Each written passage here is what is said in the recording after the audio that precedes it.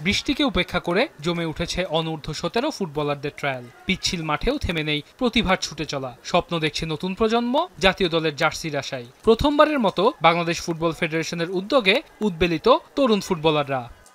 আমি ভাবতেই পারিনি যে আমি এখানে ট্রায়াল দিব, এবং আমি 2 দিন ট্রায়াল দিছি। অনেক ভালো, থাকা খাওয়ার সব দিক দিয়ে সুবিধা অনেক ভালো। তো এবার ডাক পাইছি, আমরা খুবই খুশি যে এইভাবে ট্রায়ালে আসতে পারছি। নিজেদের সেরাটা দিয়ে চেষ্টা করছি। এখানে যারা আসছে সবাই ভালো প্লেয়ার। আলহামদুলিল্লাহ সব মিলিয়ে ভালো লাগতেছে। এখানে সবাই যোগ্যতা অর্জন করে এখানে ট্রায়াল এসেছে। সবাই নিজেদের যোগ্যতা অনুযায়ী এখানে জায়গা নেবে। 4 দিনের বাছাই পর্বের প্রথম গ্রুপের ট্রায়াল শেষ হলো বুধবার। কোন দিকগুলোতে নজর ছিল কোচ ও বিশেষজ্ঞদের? আপনার টেকনিক্যাল, ট্যাকটিক্যাল, ফিজিক্যাল এবং সাইকোলজিক্যাল কর্নারগুলোই আপনার এখানে দেখা হয়। এখানে হলো 40 জনের মতো খেলোয়াড় আপনার ছিল।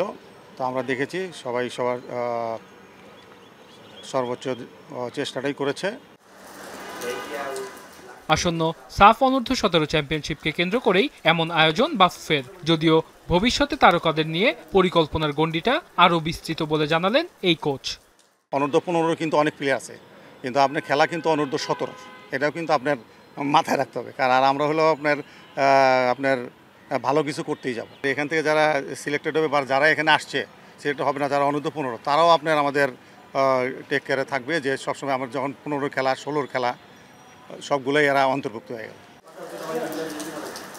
আগামী শুক্রবার দ্বিতীয় গ্রুপের ট্রায়াল শেষে বাছাইকৃত খেলোয়াড়দের নাম ঘোষণা করার পরিকল্পনা কোচের। ওয়াসিউল হক পান্থ, এখন, ঢাকা।